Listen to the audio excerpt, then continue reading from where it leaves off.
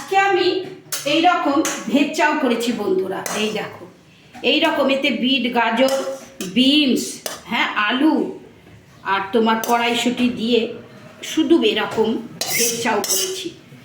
ডিম দিয়ে দিয়ে একটা আলাদা স্বাদ, এর একটা আলাদা স্বাদ, খুব খেতে ভালো লাগে। আর আমি করেছি এটা অবশ্যই জলখাবারের বন্ধুরা।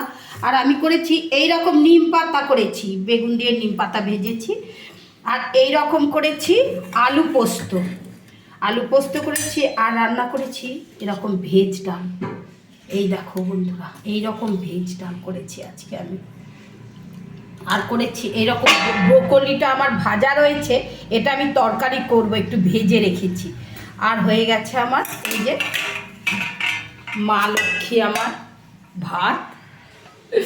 একে আমার তাহলে আজকের হচ্ছে এই আইটেম, আজকের হচ্ছে চাউমিন, জলখাবারে ভাত, রাঙা আলু সেদ্ধ। কই রাঙালু এই যে বল রাঙা আলু, বা তোর বাবা খুব ভালোবাসে ভাতে দেওয়াটা।